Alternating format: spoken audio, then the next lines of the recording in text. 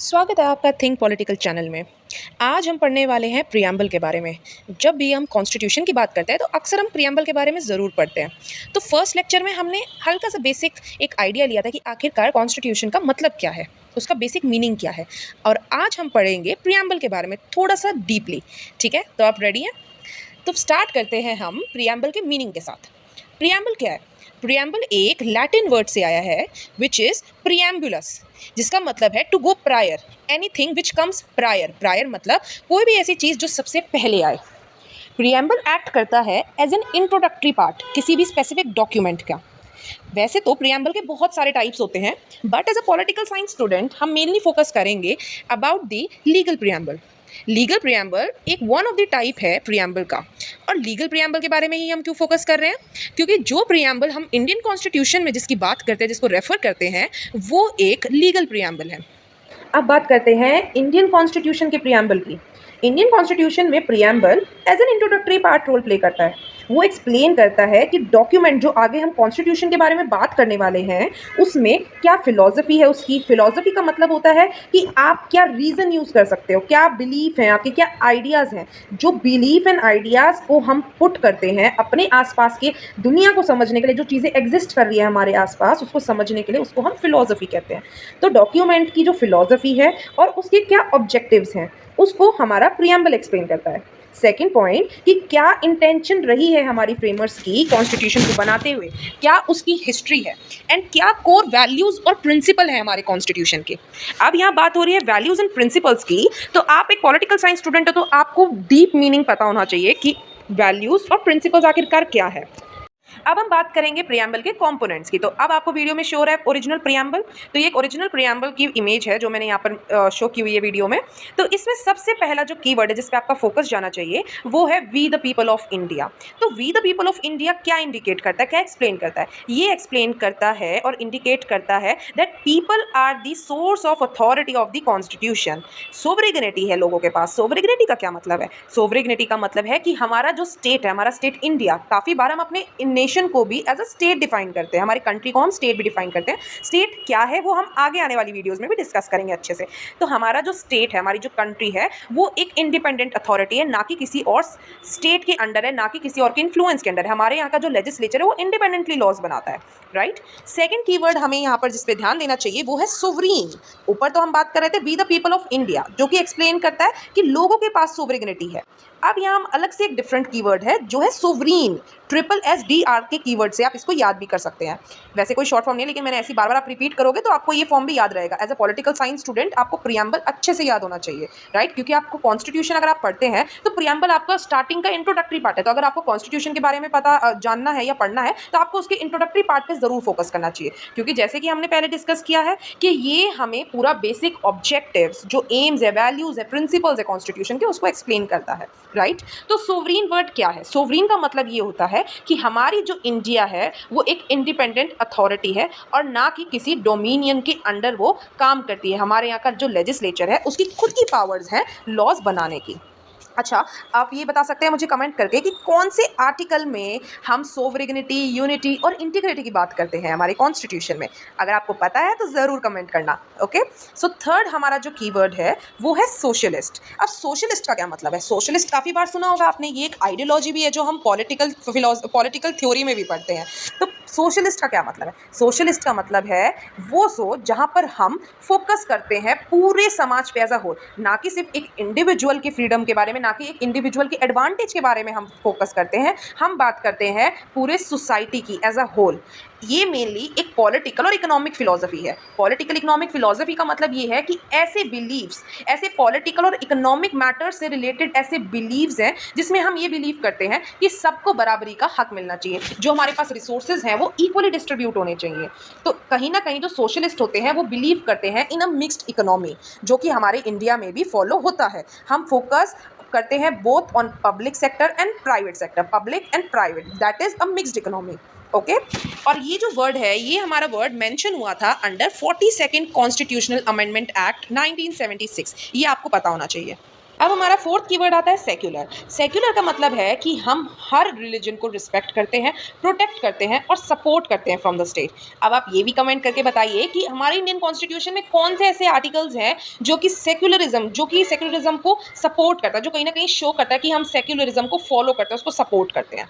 अब हम पढ़ेंगे next keyword, that is democratic. Democratic हम वहाँ कह सकते हैं जिस नेशन में एक इस्टेब्लिश्ड फॉर्म ऑफ कॉन्स्टिट्यूशन हो, जहाँ पर जो अथॉरिटी है वो लोगों के हाथ में हो, लोगों की मर्जी हो उसमें, राइट। तो जहाँ पर विल ऑफ द पीपल हो, जहाँ जो लीडर्स हैं वो इलेक्ट हो from the will of the people. Like elections हमारे यहाँ होते हैं, फ्री एंड फेयर इलेक्शंस हम फोकस करते हैं, तो यहाँ पर हम कहते हैं कि India is a democratic nation, right. The next keyword is Republic. Republic का क्या मतलब होता है? रिपब्लिक का मतलब होता है कि the head of the state is elected by the people. Indirectly India में जो प्रेसिडेंट होते हैं which is called as the head of the state, वो इलेक्ट किए जाते हैं indirectly by the people. Directly तो एक इलेक्टोरल कॉलेजियम होता है, अगर आपने पढ़ा होगा तो इलेक्टोरल कॉलेजियम से इलेक्ट होते हैं हमारे प्रेसिडेंट, लेकिन वो इलेक्टोरल कॉलेजियम में जो लोग बैठते हैं लाइक प्राइम मिनिस्टर, राइट, तो वो उनको कौन इलेक्ट करता है? उनको हम लोग इलेक्ट करते हैं, राइट। तो इनडायरेक्टली और डायरेक्टली कहीं ना कहीं हम अपने जो प्रेसिडेंट है उनको इलेक्ट कर रहे हैं, राइट। अब हम जानेंगे कि ऑब्जेक्टिव क्या है हमारे इंडियन कॉन्स्टिट्यूशन का। इंडियन कॉन्स्टिट्यूशन जिसको हम supreme law of the land बोलते हैं, जिसके लॉज को फॉलो किया जाता है हमारे नेशन में, उनका मेन ऑब्जेक्टिव क्या है कि हमारे नेशन में मेंटेन रहे इंटीग्रिटी, जिसको हम कहते हैं अखंडता, प्रमोट करे यूनिटी, यूनिटी का मतलब क्या है? एकता अमंग द सिटीजन्स, और प्रमोट करे हार्मनी। तो ये तीन हमारे ऑब्जेक्टिव्स हमारे इंडियन कॉन्स्टिट्यूशन के। तो इनको पूरा करने के लिए क्या क्या एलिमेंट्स हमें हेल्प करते हैं? वो एलिमेंट्स हैं जस्टिस, इक्वालिटी, लिबर्टी और फ्रेटर्निटी, जो कि आप देख पा रहे हैं हमारे प्रियम्बल में नीचे मेंशन्ड है। ये चार एलिमेंट्स हैं जो कि हमें हमारे इंडियन कॉन्स्टिट्यूशन को हेल्प करते हैं ये तीन ऑब्जेक्टिव्स पूरे करने के लिए, जो कि है इंटीग्रिटी, यूनिटी एंड हार्मनी। तो आप जानते हैं कि जस्टिस क्या है? Justice is the quality of being fair और just. The justice in our preamble is promised by fundamental rights and DPSP. So कहीं ना कहीं जो फंडामेंटल राइट्स और डीपीएसपी जो हमें प्रोवाइड किए जाते हैं हमारे इंडियन कॉन्स्टिट्यूशन से, वो फोकस करता है कि हमें कहीं ना कहीं जस्टिस मिले, लोगों के बीच में जस्टिस रहे। इसमें तीन एलिमेंट्स है जस्टिस के। एक है सोशल जस्टिस। सोशल जस्टिस का मतलब क्या है कि सोसाइटी रहे विदाउट एनी डिस्क्रिमिनेशन, कि समाज में कोई भेदभाव ना हो। जस्टिस का क्या मतलब है? सही के साथ सही और गलत के साथ गलत, फेयर रहना, बराबर रहना सबके लिए, बराबर नहीं फेयर रहना, राइट, सही रहना सबके साथ, ठीक है। तो सोसाइटी विदाउट डिस्क्रिमिनेशन, कोई भेदभाव नहीं होना चाहिए किसी भी बेसिस पे। सेकंड एलिमेंट है हमारा इकोनॉमिक एलिमेंट। इकोनॉमिक एलिमेंट होता है कि हम लोगों में कोई भी भेदभाव नहीं करेंगे, किस बेसिस पे? वेल्थ बेसिस पर, इनकम बेसिस पर और इकोनॉमिक स्टेटस पर। So equal position should get equal pay. जो कोई भी इंसान अगर इक्वल पोजीशन पे बैठा है, चाहे वो उसका बैकग्राउंड कुछ भी हो, किसी भी कलर का हो, किसी भी रिलीजन का हो, तो हम उनके साथ बिल्कुल भी भेदभाव नहीं कर सकते। अगर वो उस पोजीशन पे बैठे हैं तो उनको वो ही पेमेंट मिलेगी। एंड पॉलिटिकल जो जस्टिस है, पॉलिटिकल जस्टिस का मतलब होता है that all have an equal free and fair right to participate in political activities. जैसे हमारा इलेक्शंस, तो इलेक्शंस में सबको एक फंडामेंटल राइट मिलता है कि आपको राइट टू वोट है, तो आपको वो किसी भी बेसिस पे डिस्क्रिमिनेट नहीं किया जा सकता, चाहे आप किसी भी बैकग्राउंड से आए हो, चाहे आप अमीर हो, गरीब हो, या आपका कोई भी कास्ट है, क्रीड है, कोई भी रिलीजन है, तो आपको वो डिफरेंशिएट, डिस्क्रिमिनेट नहीं कर सकते। सेकेंड एलिमेंट है हमारा इक्वालिटी। इक्वालिटी मतलब क्या होता है कि equality of status and opportunity, कि हर इंसान को अपॉर्चुनिटी बराबर की मिलनी चाहिए। हम किसी भी बैकग्राउंड या उसकी किसी भी क्लास से वो बिलोंग करता हो, उसके बेसिस पे हम उसके साथ भेदभाव नहीं करेंगे। सबको इक्वल अपॉर्चुनिटी मिलनी चाहिए किसी भी चीज़ को पाने के लिए। कोई भी स्पेशल प्रिविलेजेस किसी को भी नहीं मिलेंगे, चाहे वो अमीर हो, गरीब हो, किसी भी पोजीशन पे बैठा हो, उनको इक्वल प्रिविलेजेस नहीं मिलेंगे, right. And equal opportunities for everyone. So mainly हम जो कॉन्स्टिट्यूशन में हमेशा कहते हैं कि everyone is equal before the law, जैसे आर्टिकल 14 में कहा जाता है। तो चाहे कोई भी हो, लॉ के सामने, लॉ के लिए, एक कानून के लिए जो भी कोई सामने खड़ा होगा वो सब बराबर है। वो सिर्फ लॉ की, कानून की नजरों से उसको देखेगा, ना कि वो किस बैकग्राउंड से आया है, क्या उसका स्टेटस है। तो कोई भी चीजें यहाँ पर मैटर नहीं करेंगी। नेक्स्ट हमारा एलिमेंट है लिबर्टी। लिबर्टी ऑफ थॉट, सोचने की लिबर्टी। लिबर्टी मतलब छूट, फ्रीडम होना। हालांकि लिबर्टी और फ्रीडम में ये दोनों वर्ड्स कहीं ना कहीं हम कोइंसाइड करते हैं, लेकिन इन दोनों वर्ड का अगर हम डीपली अगर मीनिंग देखें तो ये दोनों अलग वर्ड है। लेकिन कहीं ना कहीं लिबर्टी को हम अगर सिंपली एक लेम लैंग्वेज में बोलना हो तो लिबर्टी का मतलब होता है आपको छूट है, आपको फ्रीडम है कि कैसे आपको जीना है, the way of life, right. क्या आपके पॉलिटिकल व्यूज हैं, क्या बिहेवियर आप रखना चाहते हैं, वो बिहेवियर तब तक ही, लिबर्टी तब तक ही आपके लिए काम करेगी जब तक आप किसी को हार्म करने की नहीं सोचोगे। So you can not take any others liberty, या हार्म नहीं कर सकते दूसरे की लिबर्टी। सो तब तक आप, अगर जब तक आप किसी की लिबर्टी को हार्म नहीं कर रहे हो, तब तक आपके पास लिबर्टी है of thought, thought, expression, belief, faith and worship. आप कुछ भी किसी को किसी भी रिलीजन को बिलीव कर सकते हो, किसी भी रिलीजन को फॉलो अप कर सकते हो, किसी भी भगवान को वर्शिप कर सकते हो। अब आप ये और कमेंट करके बताइए कि कौन से आर्टिकल में कहीं ना कहीं आपको शो होता है कि हमें लिबर्टी है, ऑफ फ्रीडम है, of religion, belief, faith and worship. Okay, next हमारा जो लास्ट एलिमेंट है वो है फ्रेटर्निटी। फ्रेटर्निटी का मतलब होता है भाईचारा, ब्रदरहुड वाली फीलिंग, एक इमोशनल अटैचमेंट। अगर आपका भाई होता है तो भाई के साथ क्या होता है, भाईचारा वाली फीलिंग होती है ना, कि भाई भाईचारा नहीं तोड़ेंगे, ब्रो कोड नहीं तोड़ना है हमें, राइट। तो ऐसे ही जो फ्रेटर्निटी वाली फीलिंग है वो कहीं ना कहीं हम इसलिए एम करता है कि हमारे जो नेशन है उसमें इंटीग्रिटी और यूनिटी मेंटेन रहे, हार्मनी रहे, कोई लड़े ना, चाहे किसी भी रिलीजन का हो। अब हम जानेंगे इम्पोर्टेंस के बारे में। इम्पोर्टेंस ऑफ प्रियम्बल क्या है? इम्पोर्टेंस है that it provides a way of life, कि हमें कैसे जीना है। जो हम सिटीजन्स हैं स्टेट में रहने वाले, उनको गाइड करता है कि कैसे रहना है फ्रेटर्निटी में, liberty, equality, right. And second point है, it includes fraternity, liberty and equality, जो मैंने एक्सप्लेन कर दिया आपको पहले। And third point is that it can not be divorced from each other.